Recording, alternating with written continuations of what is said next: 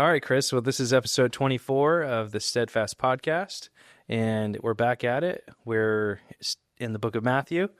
What are chapters and verses? Yep. So we're in Matthew 16, verses 21 through 28, which is finishing up the chapter, which is a very important chapter. Awesome.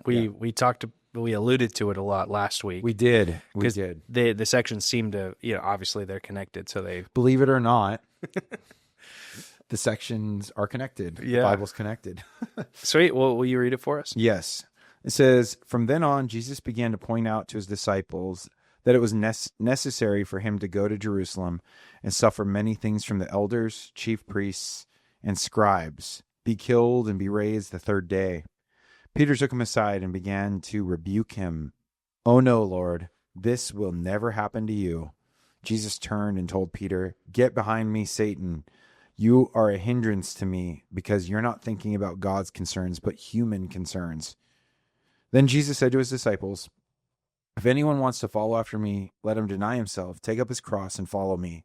For whoever wants to save his life will lose it. But whoever loses his life because of me will find it. For what will it benefit someone if he gains the whole world yet loses his life?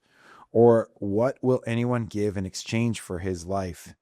For the Son of Man is going to come with angels in the glory of his Father, and then he will reward each according to what he has done. Truly I tell you, there are some standing here who will not taste death until they see the Son of Man coming in his kingdom." Wow. There's a lot to go over there. Mm-hmm. Yeah, especially so. So he's talking here, and he's rebuking Peter. Right. Because you remember the last section was Peter making a very wise claim that information that came from heaven, Jesus, you're the Son of God, you're the Messiah, you're the Christ. And Jesus is like, "Well done. Good job. Yeah. That is so smart of you. I'm going to use you. You're going to be part of what I'm doing." He's a good boy. Good job. And then Jesus pulls them aside from then on. So this kind of marks a new thing where he's really explaining what exactly he's going to be doing. Now, you know who I am.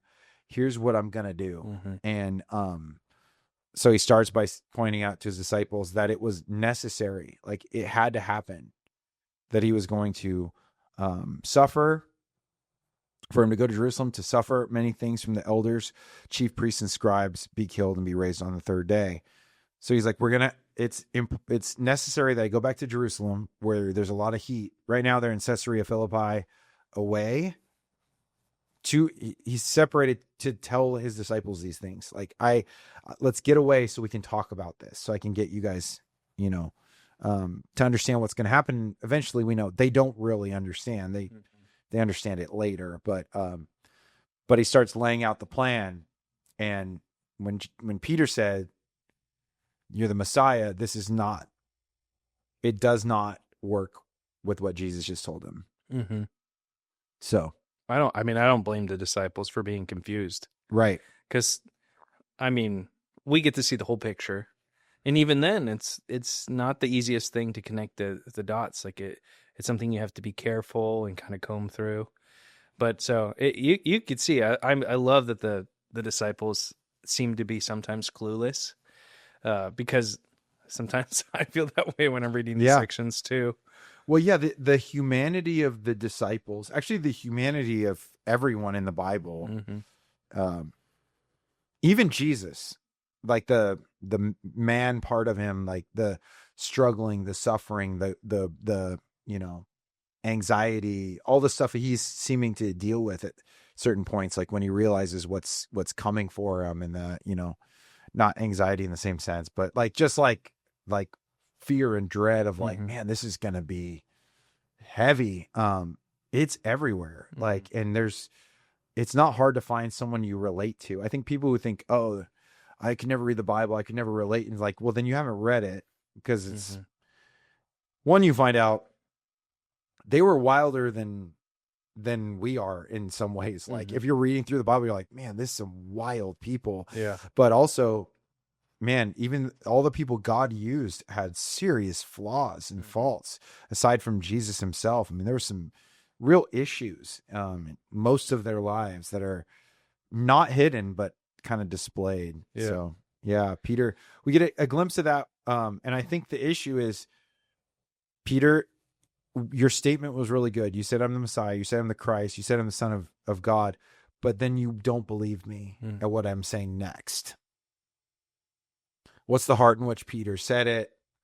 No, I'm not going to let that happen to you. That kind of fits because he cuts a guy's ear off and tries to take him. He's like, no, that's not going to happen while I'm around. No, I'm not going to deny you. No. Yeah. You know what? If they show up, we're not letting it happen. Mm-hmm.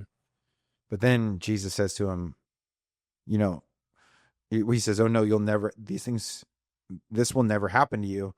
He says, get behind me, Satan. Because and then it says, you're a hindrance to me because you're not thinking about God's concerns, about human concerns. You're thinking in the flesh. And you get behind me, Satan, because you're trying to get me off course of what I'm here to do. And that's kind of like a hyperlink to when Satan's tempting Jesus in Matthew 4, talking about after he's been fasting 40 days. Hey, why don't you turn these stones into bread? Hey, why don't you jump off the temple and have the angels help you? Yeah. Hey, if you worship me, I'll take care of everything. Like for you, you'll have the best life ever. And he says, get behind, get behind me, Satan. Basically, the same kind of a thing. And so he's like saying, Peter, you're acting like Satan. You're trying to be used to get me off the plan. Like you're trying to get me to think of a new way or an easy way, but that's not really why I'm here. It's necessary. He says it's necessary for me to do these things. Yeah. I mean, and then he uses such very strong language to him. I mean, he calls Peter Satan. Yeah. Which to us is like, bing, bing, bing. Whoa, that's, even still today, if you say that to somebody, there's like this. That's heavy. Yeah. It is. And Jesus is, but I think what you're talking about here is like, it shows us the value and the understanding Jesus had of how crucial his mission was, and how this idea of like that's natural for us to be like, no, nothing would happen to you. I'm going to take care of you. But Jesus has this understanding of what it's going to take, what salvation is going to cost. And Peter's obviously, in a human sense, is trying to deter him from that. But Jesus is like locked in on what he's supposed to do. Yeah. And I think you think about the humanity of Jesus in this too, where he's saying you're a hindrance to me. You're actually like causing me to stumble a little bit, like by trying to tell me I don't need to do what I know I need to do. It's even like Jesus in the garden, like, Lord, let this cup pass from me. Father, let this cup pass from me. Nevertheless, he has to remind himself, it's not my will, but your will, thy will be done. Shows the humanity of like, this was not, because I think sometimes we think about Jesus doing everything he does, like, so what, he's God, it's so easy. Like he died, but it was probably like different. No, I think his death was probably the most painful death in all of history. If he's bearing all the weight and shame and guilt of the world on him. Yeah. He didn't want to do it. He didn't want to go through all of that. And so there's even this part of him that's like, and I think that's actually a cool way of us even to go, God, I don't want to do this, but if this is what you want me to do, I'll do it, like, and I think that's kind of what he's saying is, you're causing me to stumble a little bit. Yeah. And there's a point, I made a point in the message about, not talking people out of convictions. Yeah. It's a little bit of a parallel point, I guess, but I've seen it a lot where someone has a conviction, someone doesn't, and they feel really strongly about it. And they're within the realm of biblical conviction. Like it makes sense, and then someone will be like, no. Like I'm going to talk, like they talk them out of something to think, I want you to have this free, this or that or whatever. But what you don't know is what might be freedom to you is actually bondage to them Yeah. if they go and do it, because God knows. He knows. And so you can be a hindrance in it by trying to talk someone into something they're not supposed to do. And I think Peter, it's easy to say like, hey, look, if bad guys are coming to take my friend, I'm going to stop them if I can. I would be like that if I could. But Jesus is like, listen, there's a bigger thing going on. You just said, you know who I am. You know what I'm doing. Trust me. And that's the problem, is Satan is always trying to find his own way. Yeah. Like, let me make it my thing. And so Peter, you're sounding like him. You're trying to make it the way you want it to be, or find a new path. And that's not going to work. So, yeah, it's interesting because their idea, and it's already been talked about in Matthew, is the suffering servant. So Peter, with one side of his mouth, acknowledges that Jesus is the Messiah, the suffering servant. It's weird. He's trying to have his cake and eat it too, because in the next breath, or, it's right next to it, there's this passage where when it comes to the actual suffering, he's like, "Nuh-uh, that's not going to happen." Well, then he wouldn't be the suffering servant. right. So he's acknowledging who Jesus is and what he has to accomplish. But then when it comes to the actual cost, there's apparently a disconnect, Right. Yeah, it's interesting. I think it's like that too, because we see Jesus, he calls us to lay down our life, but then people are, well, that's extreme when somebody does lay down their life. Or when somebody, chooses a stance that where they're well within their liberties or freedoms and they put them down for the sake of following Jesus, people are like, whoa, look at this guy. I think there's a similarity to, obviously it's similar to what you were talking about. Yeah. Well, it starts to feel like it's against you or something. Like, it's like, wait, it convicts me that I'm not that convicted about things. Yeah. Like, so I need you to stop doing that, so I don't feel bad about not doing the right thing. Yeah. So I remember when I first was like, there was a season in my life where I was kind of entering into more serious discipleship with Jesus, and driving on the freeway, I like felt very convicted to go not a mile an hour over the speed limit, and I'd go as fast as I could to the speed limit. But there was a conviction there, and I remember at some point I stopped sharing it with people because it wasn't like something I was sporting. But I remember sharing with people. But now it's on the World Wide Web.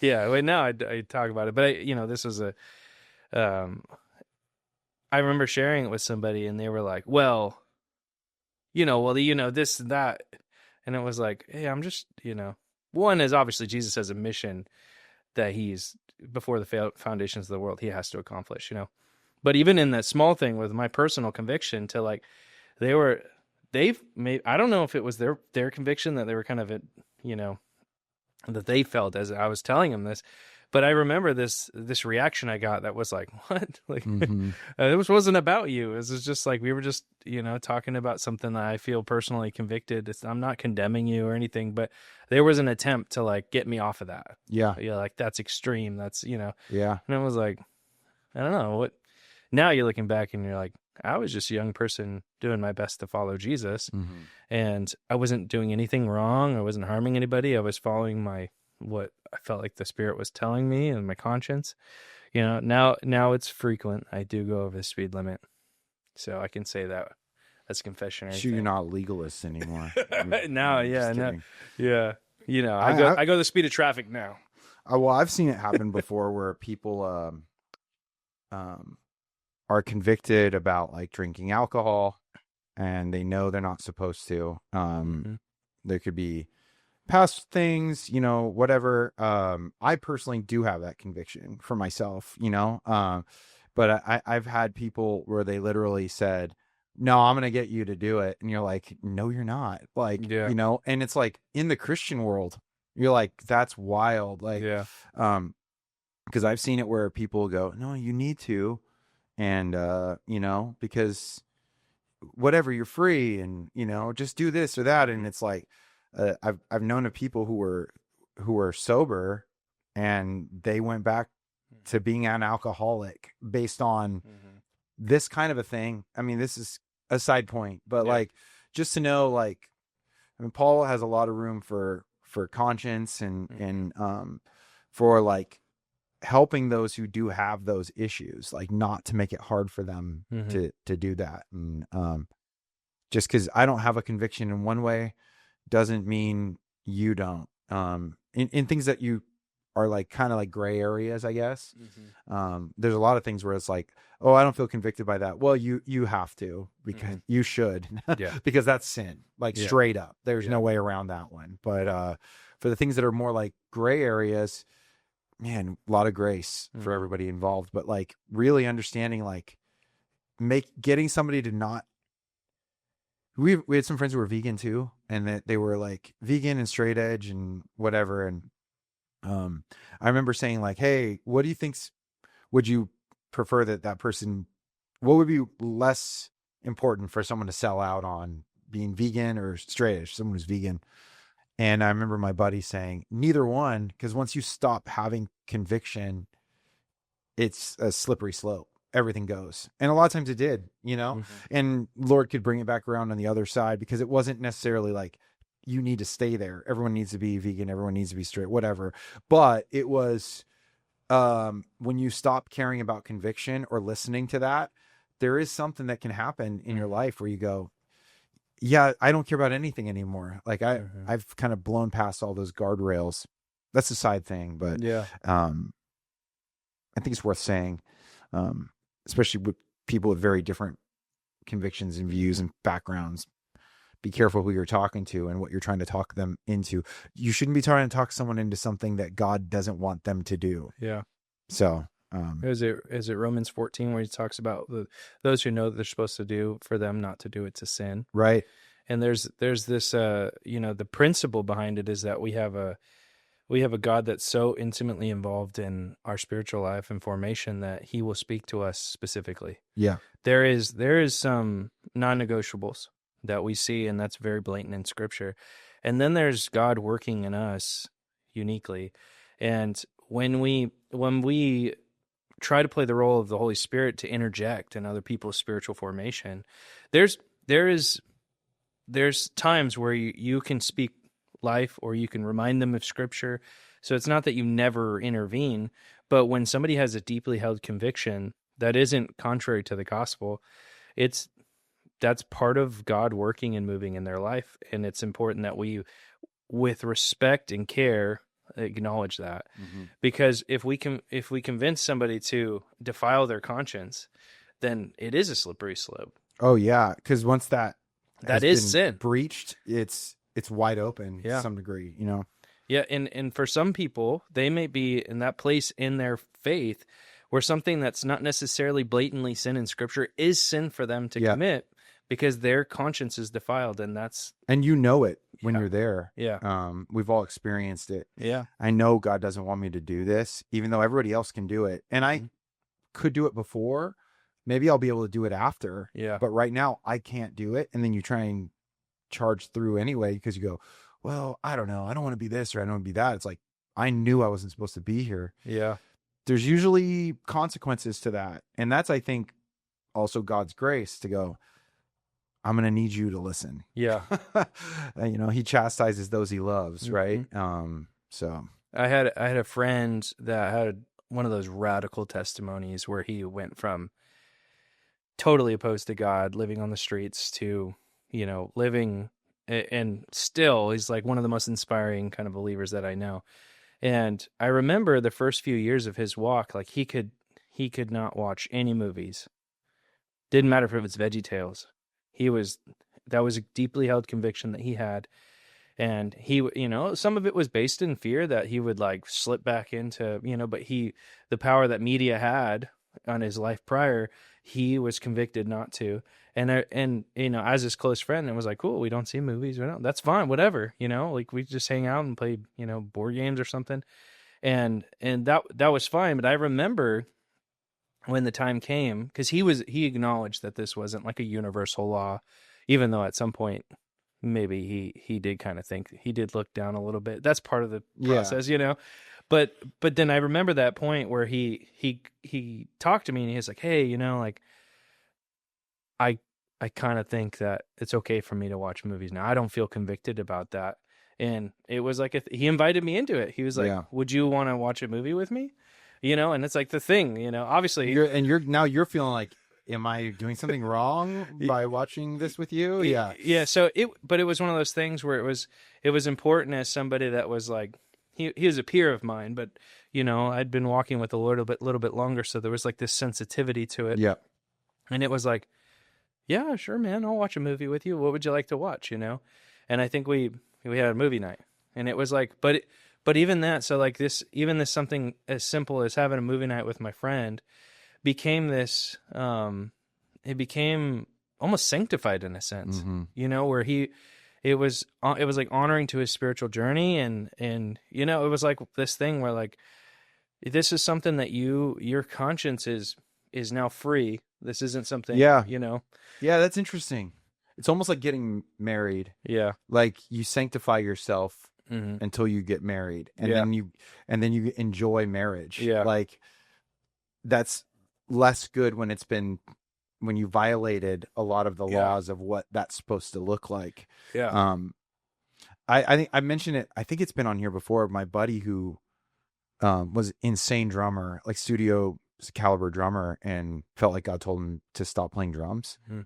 And he played drums at church all the time. He's a pastor, friend of ours, and everybody's like, "What are you doing? Like, this doesn't make any sense." But he was obsessed with drumming. It was like a kind of like an idol in his life, I think. But no one would ever say like you shouldn't drum to like someone who's good at it and using it for the Lord. So he hangs it up for a period of time, and ends up learning how to play acoustic guitar, becomes a worship leader in the meantime, and becomes a really good worship leader. And then he knew when the time was right, he was allowed to play drums again. And he really enjoyed it, but it was put in its place. Yeah. And for someone to go like, hey, like if you were to, you know, type in, you know, Google, is it a sin to play drums? Maybe you'll get some like hardcore, like high church people that will say yes. But like most people would say no, of course not. But like to him it was. Yeah. And then by being obedient to that season, he got drums back and worship leading. Yeah. He got it all back. But the best thing he got was God was on the throne. And the threat to be of idolatry is gone. And he didn't have to lose a hand or something. Yeah. Which is good, you know, like, but it is taking great lengths to go, hey, I don't think I'm supposed to be here. I am supposed to be here. And I know it doesn't make any sense, but we're going to do it anyway. Yeah. You know, God's told me to do it. Like, I'm here for it. Like, you know, whatever. So, yeah. Yeah. And then you have, so what's interesting is Jesus' story. It's unique, but there's a common thing there, you know, like Jesus is telling, you know, Peter, like, get behind me. And a lot of times in these situations that we're describing, they're Satan's. Yeah. They need to get behind you. Yeah. It's, I mean, the idea like that, because Satan is that title for the enemy, you know, that is the deceiver, the accuser, and that voice that comes against this conviction that we feel. And so that it's, you know, because what was he saying to Eve? Yeah, exactly. Yeah. You can be your own God. You don't need to do it that way. Yeah, you can do it. There's a better way. There's your own way. And yeah, I mean, in what Eve lacked, the same thing that we tend to lack is the maturity to see that God is working in the moment. And Jesus can see that. Because I mean, the previous chapter, that's all he gets the download, you know, he knows what's going to happen. But yeah, no, it's I think it's good for us to be on the other side of it, acknowledging that we're not the Holy Spirit. Right. We don't know all the things God is doing. But sit back and watch, you know. Yep. Peter's going to see it firsthand. And if you're in proximity with people and they have a weird conviction that you're like, I don't even know if that's being around them and with them, that's going to come out too. Yep. But like, don't be quick to get people to disobey what they believe God's saying for them to do. You know? Yeah. So, because then he's going to say, not only am I going to do this, but he's like, says, so are you in the next part. So he says, then Jesus said to his disciples, if anyone wants to follow after me, let him deny himself, take up his cross and follow me. Mm-hmm. Oh man. Yeah. And, and then he further illustrates it, for whoever wants to save his life will lose it, but whoever loses his life because of me will find it. For what will it benefit someone if he gains the whole world yet loses his life? And life and soul is the same word. Mm-hmm. So like you can probably heard it before, soul, gains the whole world and loses his soul, or what will a man give in exchange for his soul? Or what will anyone give in exchange again for his soul? And then there's this section on how there will be rewards for those who follow Jesus in the way of the path of Jesus. Yeah. I just had I just was thinking, I don't know how this connects, but there seems to be a similarity with Peter in the, the Gentile meet, the Cornelius's house, the whole scene in Acts, where he experiences a vision from Jesus where Jesus says, rise, Peter, kill and eat, and he's like, no, I'm a good Jewish boy. I don't eat pork, I don't eat bugs or, those sort of things. And Jesus is telling him, no, now it's time to eat, and it's interesting because I think there's a parallel in that kind of discussion where God on the other side, where God was telling Peter, no, it's okay. Like, in fact, I need you to do this to do your mission. And he listened. Yeah. And he listened. Even though it was like outside of what he would his comfortability. Mm-hmm. But this is also, he got to see Jesus interacting with the Gentiles. Yeah. So it's probably some degree of like, oh, you did care about them. Yeah. You did do stuff in them. You already were like alluding to this happening. There's a biblical basis. Yeah. Oh, that's why all of what we're seeing happening right now is it really doesn't have much to do with what they're currently going through. It's going to be for later. He's pointing ahead. Yeah. Because they're not going to get it. Even that, I use the road to Emmaus when Jesus is like talking to him and they're like, all like, we had no idea. And he's like, didn't you guys know? Didn't he say he was going to do all these things? And like, didn't he mention all of this? And what we're going to see in the next couple of chapters is Jesus again and again talks about exactly what's going to happen. And then they're shocked that it happens. But later on, they're going to look back and go, oh my goodness. And then all of it comes together, especially when they're empowered by the Holy Spirit. Pretty cool. Yeah. Yeah, that is cool. But he calls them into something really cool. If you choose to save your life, you'll lose it. And if you lose your life for my sake, you'll gain it. That's if you want to try and save it, you want to try and hold on to everything, you want to try and do it your own way and control every little thing and avoid pain in every little area, you're going to lose it. You're not going to get what you think you're going to get out of it. All of those things are going to come back on you. You will never experience the peace that passes understanding because you have to understand everything. But if you lose your life for my sake, then you'll find it. You will find that I am so much better than you thought. I am so much more real than you thought, in the dark, in the light, in the up, in the down. And so he's calling and beckoning them into not a life of like retreat, but a life of like joining in, entering in to what he's been doing. And there will be a reward for that. Because so you mentioned life and soul. What's that word again? Was it psyche, I think, or is that mind? I don't know. I'll be able to tell you. It's like psyche, but no, that's life or soul. No, what was it? I don't remember. But it's related to that psych word though. Yeah, something like that. Psych. But it's like it's who you are. Yeah. So yeah, so because to lose your soul or to lose your life, these translations kind of interchange. What do you feel like? What do you think changes in our interpretation of this passage when we interchange those soul and life? That's a good question.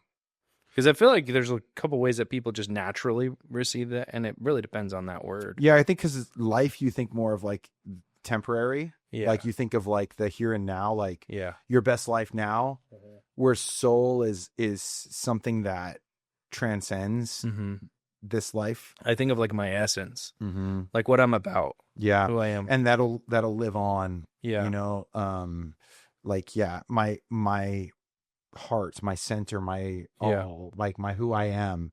And then on the other side, and it's weird because, you know, this is the beauty of scripture is that it can mean both things. You know, when I think of life, I think about my physical life. Like if I spend my life trying to get more money, I'm gonna inevitably waste it. Right. And even in the process, be wasting my life to do that.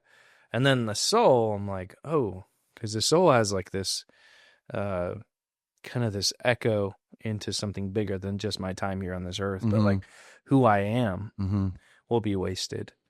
And yeah, it's kind of interesting. Yeah, like the destination of your soul. Yeah, Yeah. It is interesting because you know, like we know what we chase after forms us in some way. Like, that's interesting though, because that is like kind of like almost like a Gnostic understanding of like separating, because you think of life as physical and soul as like, you know, outside of that. It's like more spiritual. Like, where is your soul reside? Like if you took an x-ray, you couldn't find your soul. Yeah. You know, but it's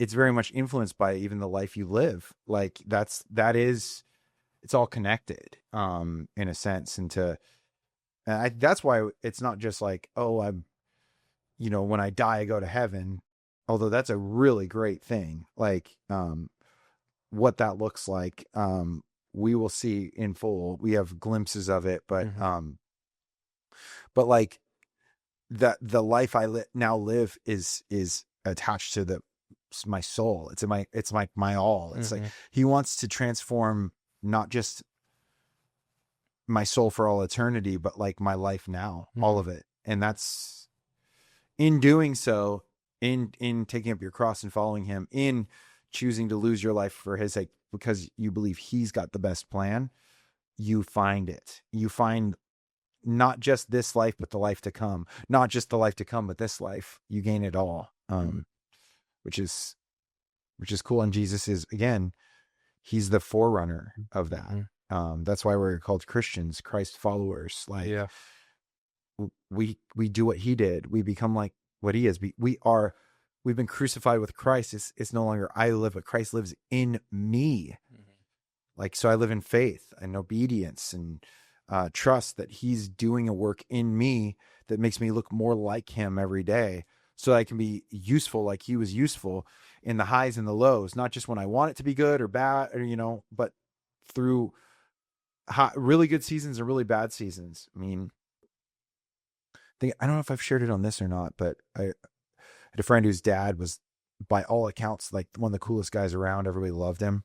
He was a fireman. And I remember one time I got locked out of my car at a gas station because I locked my door at gas stations because that's where I grew up.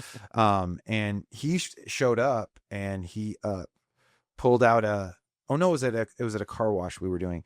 He pulled out found a hanger and popped it, like helped me out, popped it. He's just like a cool guy, and big part of the church, and ended up passing away. But as he was going, many nurses and were becoming believers.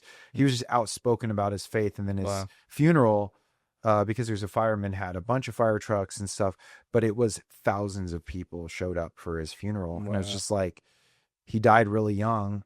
You know, he had family, he had kids in high school and junior high, and really sad, but his life he lived more life in that short time than many people do with 100 years, you know? So, but he saw his suffering. I remember even talking to him about it. He saw his suffering and even being in the hospital as like an opportunity to reach people he could never reach, because people listen to a guy who's dying too. Yeah. Like, because everybody's like so terrified. And now you're sitting there with like, no, I've got a hope. I've got a different hope than you. And I don't feel bad for me. I feel bad for you if you don't understand that, you know? So that's those moments are when it matters. I mean, you have to be that every day for that to be who you are in those tough times. But that's when people are listening. Yeah. When the lemon's squeezed, that's when it matters the most to be faithful. I mean, it's like nearly impossible to be faithful if you're not being faithful prior to those times, and it's easy to just backslide or to be helpless or whatever it is. But then that's when our testimony, like that's when it shines. Mm-hmm. When it's the darkest, that's when the light seems the brightest. And it's inspiring to hear people that like lived that life, and then because probably there's nurses and people that interacted with them that probably still think about those interactions. Yeah, it's been over 20 years now, Yeah. Yeah. So what's the next section? Because we kind of pieced it into. Yeah, so it's for the Son of Man is going to come with his angels in the glory of his Father, and then he will reward each according to what he has done. Truly I tell you, are some standing here who will not taste death until they see the Son of Man coming in his kingdom. The Son of Man is going to come with his angels in the glory of the Father, and he will reward each according to what he has done. It's all seen and known. Mm-hmm. So what you endure now, that's not it. There's a lot of bad guys who win a lot on this side of eternity. And mm-hmm. sometimes it's hard to see that. And you kind of want to like stop the bad guys, because there's a justice part of us. Mm-hmm.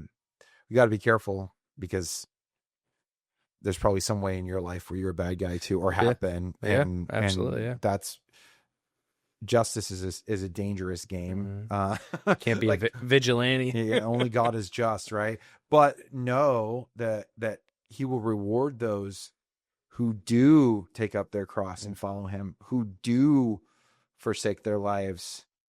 And, was it Hebrews where it's talking about in the Hall of Faith, those who died were sawn into, all these different things, martyred.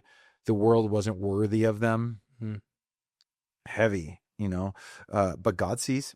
God remembers all those stories. He knows exactly who they are. Yeah. And then the last verse is tricky, because it says, "Truly, I tell you, there are some standing here who will not taste death until they see the Son of Man coming in his kingdom." And there's different ideas of exactly what that means. One could be, the next section is the transfiguration, and he's seemingly in his post-resurrection form, white clothes, whiter than white, face glowing, dazzling. Yeah. Like Stephen type deal too, which is interesting. We'll talk about that more next week. But it could be that. It could be, the fact that they'd see him, die, rise again, ascend, like they'd see him post death, so the beginning of the kingdom, Jesus saying the kingdom is at hand. Well, now it's been really fully inaugurated in the church to go and make disciples, go and, be part of what I was just talking about. Let this be what your life looks like. And, there's some other ideas too on what that would look like, the kingdom. But yeah. Cool. Anything we want to add before we close? No, I just think, last week it was like all good news, like, oh my goodness, look at all this. And then all of a sudden this week it was like, but you know what this means? Like, the Messiah is here, but you know what it means? Mm-hmm. This is why I'm here. And it's still good news. Yeah. It's still good news. And even in hardship, you go through it, seasons of hardship, you're never drawn closer to the Lord, and he's with you, and he wants to reveal that, show that. But it's also, I think, cool to realize we've been called into something hard.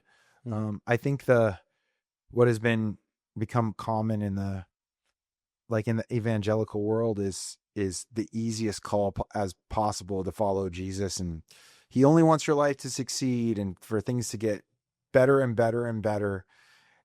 I don't know if that if most people live any sort of that reality at all, but to say, hey, even when it's going really bad, God sees it, he's using it, and there will be a reward at the end. Whether you experience triumph on this side or not, there will be a reward on the end. Nothing is wasted. Nothing's lost. And just trust him. If you see him as the Messiah, as you see him as the Christ, the Son of God, then make the logical decision to follow him, not you, or your thoughts, your feelings, your desires. Just say, God, make my desires yours and help me to follow you through thick and thin. Amen. Awesome. Yeah. Till next week, I guess. Till next week.